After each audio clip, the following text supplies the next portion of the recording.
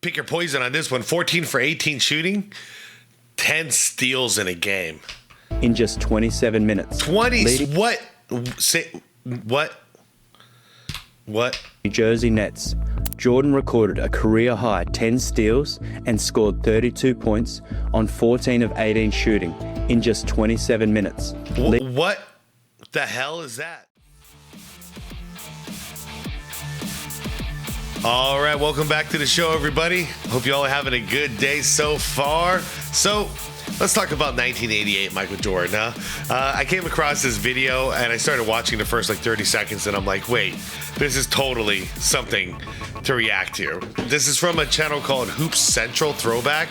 And let's see, the title is 1988 Michael Jordan was a one-man army. Well said. That's I can't think of a better way to describe what he did that year other than that. The only thing that was lacking that year was an NBA championship, and it would have just sealed the deal. Greatest season of all time.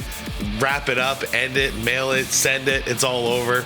But yeah, it was the only thing lacking at this point. But this is going to be a fun video because this is a season of basketball and one player that I don't think will ever get surpassed. Now, I'd like to be wrong because that means I get to witness it. But for the time being, I don't see it happening anytime soon. Jokic, I'm looking at you. If anybody out there is going to pull something like this, it's going to be you. But the defense is lacking, so no, it's really not going to be you. Wemby, I'm looking at you. Challenge is in your hands. Maybe you can do this. Anyways, you guys, I'm going to link the original video down below in the description like I always do. Also, you see a list of channel members down there. Shout out to channel members. Appreciate you guys. Happy holidays to you all. And yeah, let's do this. Like the video. If you could, hit that hype button if you want to amplify the message. And let's go. Before the rings, before the dynasty, Michael Jordan was already rewriting basketball history. In 1988, he conquered it alone. What does it look like when one man takes on an entire league and wins? The NBA has never seen a season like this before or since. Over his legendary career, Michael Jordan built a resume that still doesn't sound real. 6 NBA championships, 6 finals MVPs, 10 scoring titles, 14 All-Star selections, and even a Defensive Player of the Year award. And while he maintained that insane level of dominance for nearly his entire career, many still point to the 87-88 season as his absolute individual peak.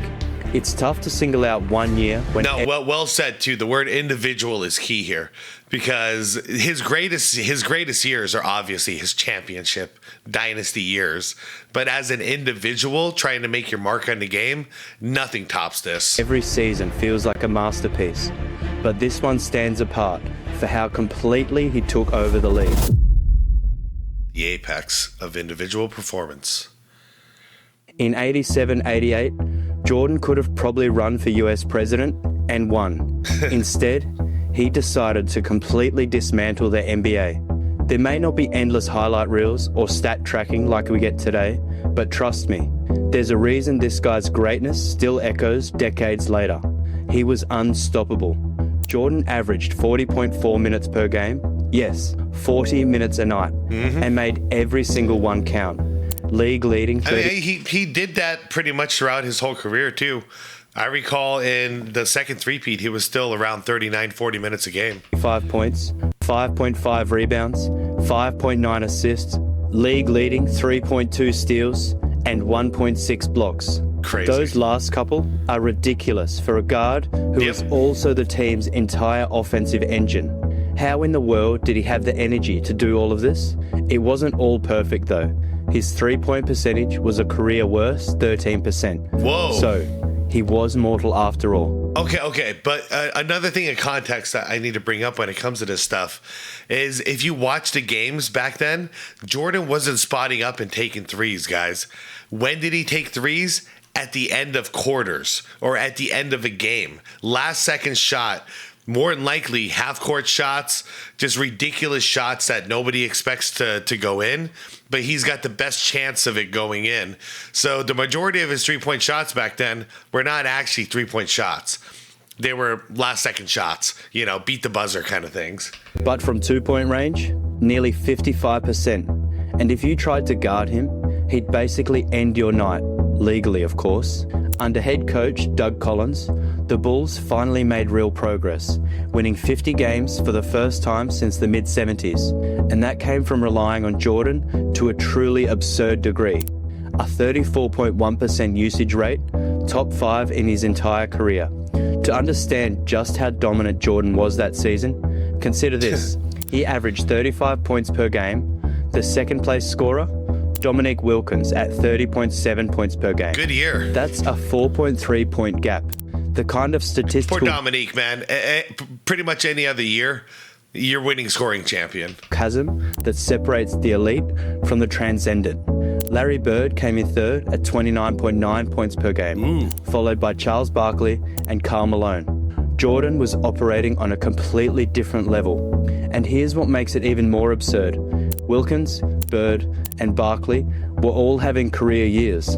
These weren't role players Jordan was outscoring. These were Hall of Famers in their prime. Absolutely. Yet Jordan still made them look ordinary by comparison.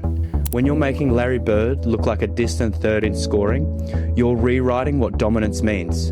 The result? Jordan led the league in scoring and took home both the MVP and the Defensive Player of the Year awards. That made him the first player in NBA history to win both in the same season. A feat only Hakeem Olajuwon and Giannis Antetokounmpo have matched since. But here's the kicker. Neither Hakeem nor Giannis did it while averaging 30-plus points, let alone 35. And they both had far better supporting casts. Yeah, Scottie Pippen and Horace Grant would eventually grow into championship-caliber co-stars, but back then, they were just rookies. Yeah. 7th and 8th on the team in minutes, each averaging under 8 points per game. To put it into and they were both coming off the bench back then. They were rookies. It is what it is. Perspective, Scottie Pippen averaged just 7.9 points per game that season. Horace Grant, 7.7 points per game. The Bulls' second leading scorer was forward Charles Oakley at 12.5 points per game. After Jordan, the drop-off was staggering. Compare that to the competition. The Celtics had Bird, McHale, and Parrish.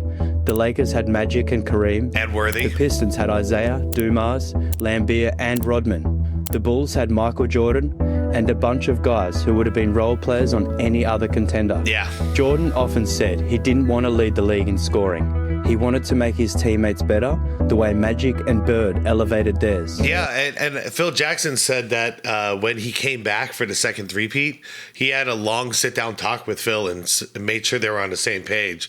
He said, I don't want to be playing hero ball. I want to win championships here. So he was like, don't expect me to go out and score more than 30 a game. 30 is basically the cap, but he wants to win. That's the whole point. So people call him selfish and all this stuff. They call him ball hog. Dude, he amped up his scoring to 35 and 37 when he didn't have a choice. Because the only way you're going to make it into the playoffs is by taking over the game. Kobe did it when it was needed. MJ did it when it was needed.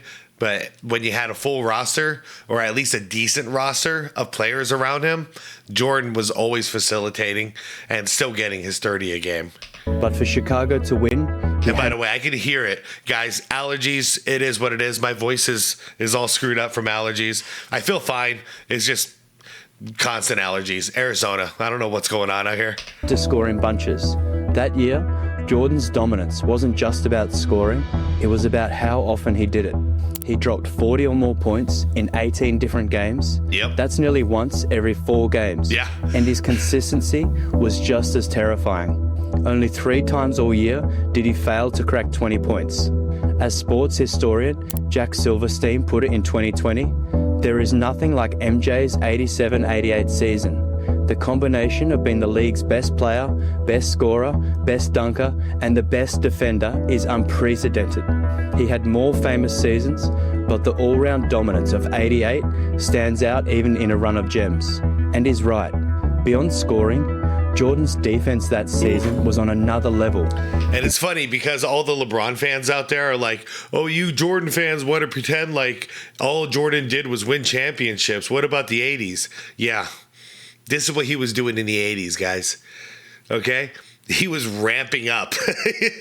He had to accomplish everything I mean, it's not that this is what he wanted to do, but in the situation he was put in, well, you can't win championships yet. Might as well be the greatest individual player of all time. That's what he accomplished in the 80s. In the 90s, he became, the Jordan we know and love. The 6 championships, 6 for 6, 6 finals MVPs, 10-time scoring champ, yada, yada, yada. That guy. But in the 80s, he was already the best individual basketball player the world had ever seen. Posted career highs in steals and blocks per game, completely terrorizing opposing offenses. Get out of here. But what fueled that defensive explosion was classic MJ. Another one of his I took it personal moments. Yeah.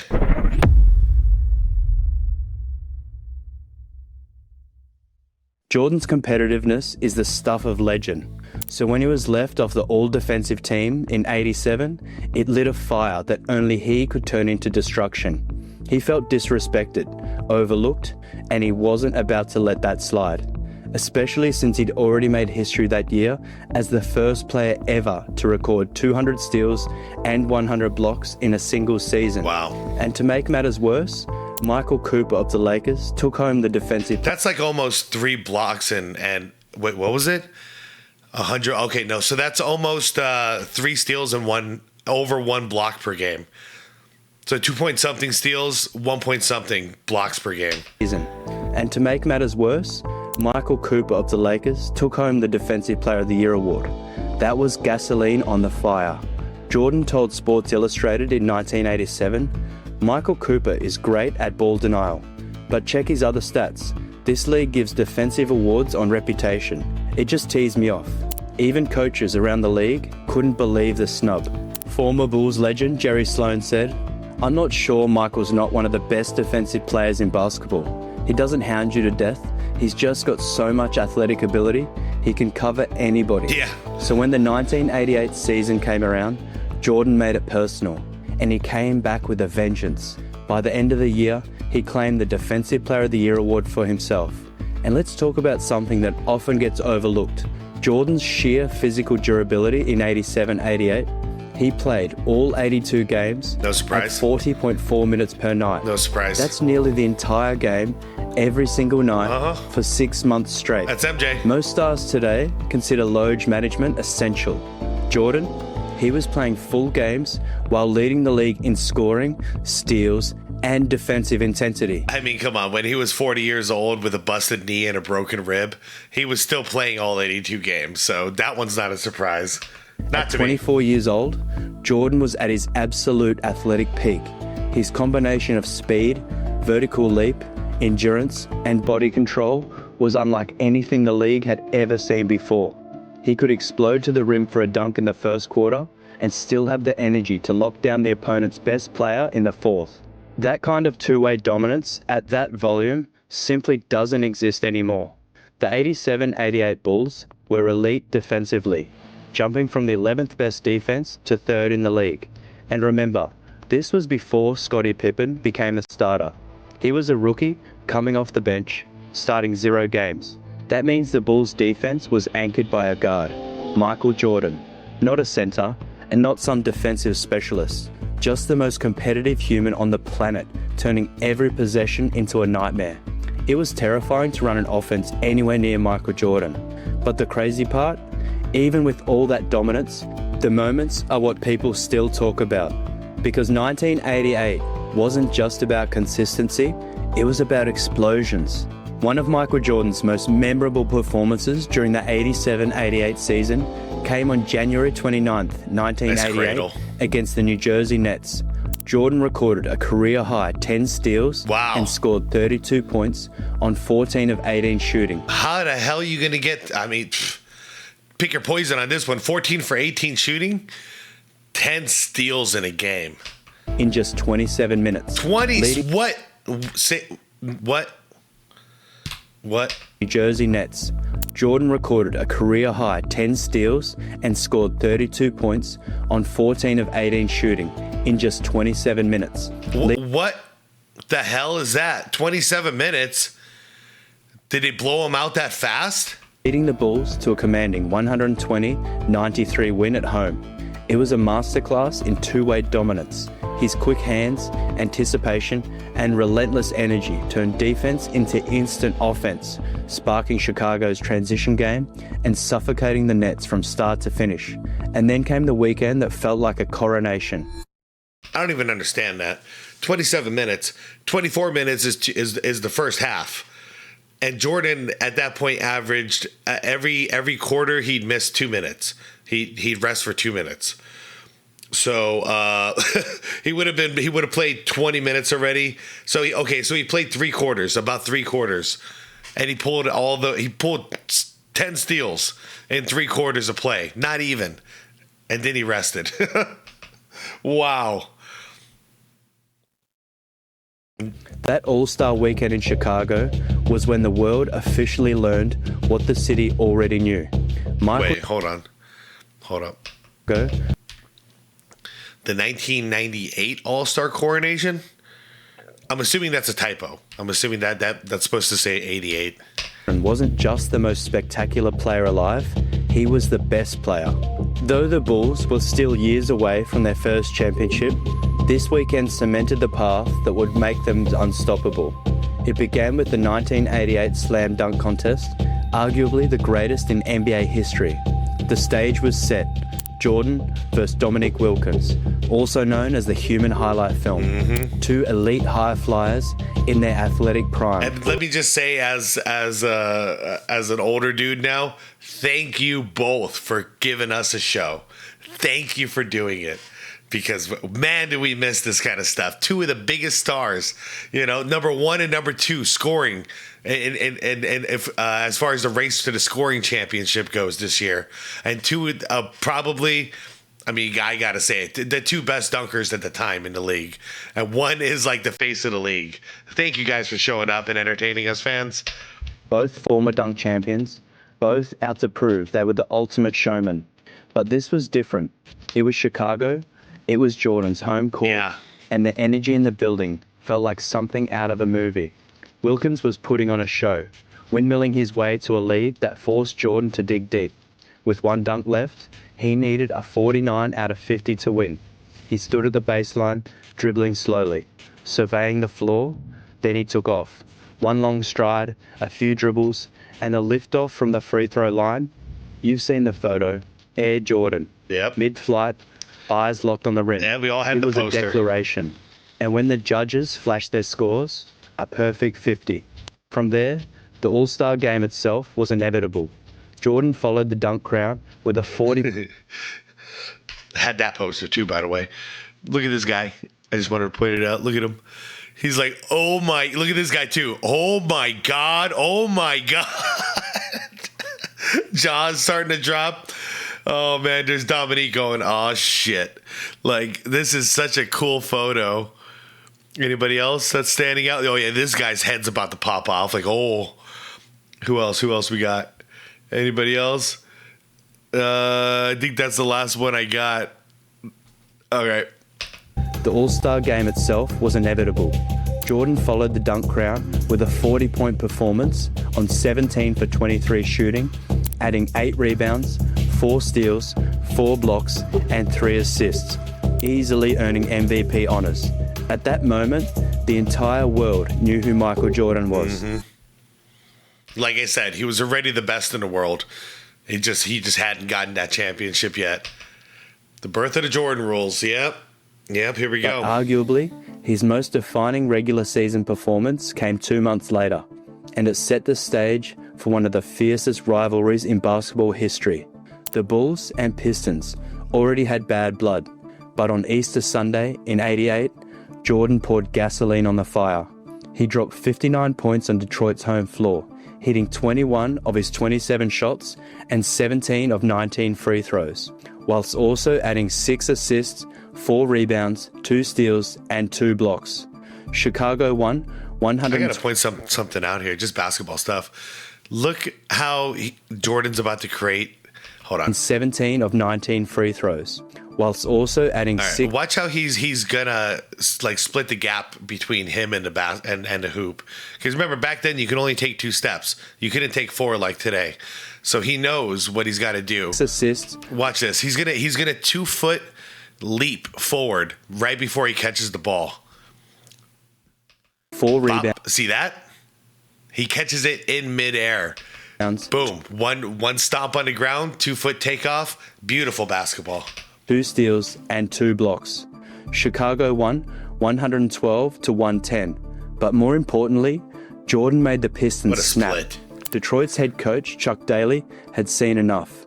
We made up our minds right then and there that Michael Jordan was not going to beat us by himself again. We had to commit to a total team concept to get it done. And so, the infamous Jordan rules were born, a defensive scheme designed solely to stop one man. So what exactly were the Jordan rules? Chuck Daly's defensive blueprint was brutally simple. Make Jordan see a different defense every time he touched the ball. If Jordan drove baseline, he'd meet a double team. If he went the middle, a third defender would rotate over. If he caught the ball on the wing, instant pressure. The goal wasn't just to stop him, it was to punish him. The Pistons would force Jordan left, away from his dominant right hand. Yep. They'd body him on every cut, grab him off the ball, and deliver hard fouls whenever he tacked the rim. Dennis Rodman, Joe Dumars, and Isaiah Thomas would rotate defenders constantly, never letting Jordan get comfortable. And if he somehow got past the first defender, Bill Laimbeer was waiting in the paint, ready to deliver a message. Yep. I like how Dennis Rodman worded it. He basically said, Jordan rules, send him left. If he gets into paint, put him on his ass. It was physical, borderline violent, and completely legal under 1980s rules. Yeah. The Pistons turned defense into psychological warfare, and for the next 3 years, it worked. Jordan would score, but his body paid the price. And more importantly, his teammates couldn't capitalize on the attention he drew. The Jordan rules weren't just a defensive scheme, they were a survival strategy. Because by 1988, the Pistons realized that playing Jordan straight up was basketball suicide. Because in 1988, stopping Jordan wasn't about basketball, it was about survival. Yeah, he couldn't do it fair. They couldn't do it fair. As great as his regular season was, the real test and the true stage for legends comes in the playoffs. And in 1988, Jordan took that stage against the Cleveland Cavaliers and delivered another unforgettable performance. The Chicago Bulls and Cleveland Cavaliers share a long history of heated encounters, but back in 1988, it was Michael Jordan who single-handedly derailed Cleveland's rise every time they got close. In the first round of the 1988 playoffs, Jordan made NBA history by becoming the first player ever to record back-to-back 50-point games in the postseason. In Game 1 against the Cavs on April 28th, he dropped 50 points on 19 for 35 shooting, nailing all 12 of his free throws. Wow. Then came a classic Jordan moment, one born from pure competitiveness. After Game 1, Cleveland's Ron Harper, who had missed that matchup, claimed that Jordan wouldn't have scored that many if he'd been guarding him. Instead of Elo, Of course, Jordan heard it. And 3 nights later, in Game 2, he delivered a ruthless response. 55 points on 24 for 45 shooting, including a perfect 7 for 7 from the line, putting Chicago up 2-0 in the series. That's insane. Putting up a double nickel, shooting over 50%. Amazing. The Cavs fought back to force a decisive Game 5, but Jordan wouldn't let history slip away. He finished with 39 points on 12 for 22 shooting, powering the Bulls to a 107-101 win, their first playoff series victory in 7 years. Chicago's run ended the next round against Detroit, where the Pistons' infamous Jordan rules was successfully tested in a high-stakes battle. The Bulls fell 4-1, and the message was clear. Jordan might have been the best player in the world, but his team wasn't ready yet. Yep. The loss stung, but it taught Jordan everything he needed to know. He couldn't beat the Pistons alone, not yet. He needed his teammates to grow up, he needed to get stronger, and he needed to learn how to make the game easier for everyone else. And to be fair, yeah, definitely the rest of the team needed to get tougher. So did MJ. So this is exactly what MJ needed for the rest of his career, to just get tough. You know, it's not enough to just like fly around and be graceful. At least not back then. Back then, in order to win a championship, you needed that physical strength and you needed that mental toughness. Doesn't matter what the opponent's going to do to you, you keep getting up and you keep attacking them on the court. You know, don't get psychologically messed up. Don't physically react. Don't attack anybody. Just kick their ass on the court. That lesson would take 3 more years to fully absorb. But when it finally clicked in 1991, the dynasty was inevitable. Yep. The Pistons won the war, but only because they had to invent an entire rule book to survive the battle. And that's what should have terrified the entire NBA. In a league ruled by dynasties, Jordan was a dynasty of one. Bird had McHale, Magic had Kareem, And Worthy. Isaiah had a squad. Jordan, just himself, and the fire in his veins. The 1987-88 season wasn't just one of the greatest in Jordan's career, it was a unique intersection of NBA greatness. 4 dynasties, all at different stages of their evolution. The Celtics, champions 3 times in the 80s, were beginning to fade but still dangerous. The Lakers, 5-time champs that decade, remained elite even past their prime. The Pistons were ascending fast, ready to seize the throne. And the Bulls, still young and raw, were taking shape before everyone's eyes. Those teams were stacked with Hall of Famers, each era defining in their own way, and yet, amid all of that talent, Jordan still stood above them all. It wasn't just about numbers or awards, it was the way he played. The 80s were filled with flash and flair, Magic, Larry, Isaiah, and Mike. But Jordan's fire burned differently. He made greatness look violent, beautiful, and inevitable. And before he could rule the league, he had to take the hits, stand tall, and learn to fight back. That's why, when the Bulls finally conquered the throne in 1991, Jordan collapsed on the floor and cried. Yeah. Because before he became the face of a dynasty, he was a one-man army. The world had seen superstars before, but 1988 Jordan was something else, a force of nature. This was no preview.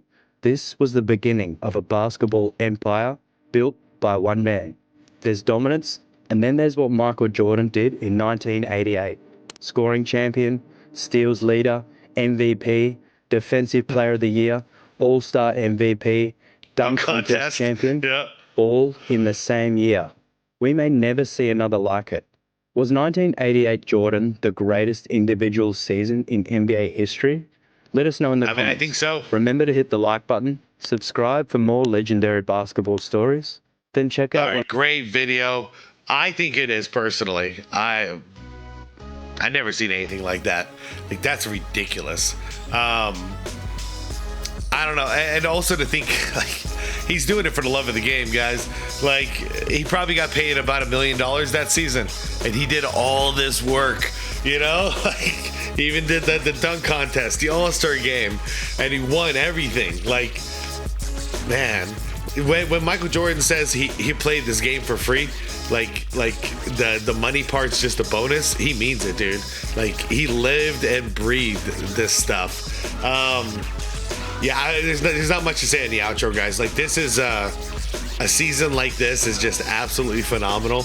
If you guys get a chance and you see like a full game on YouTube from this year, from '88, I'd watch it if I were you.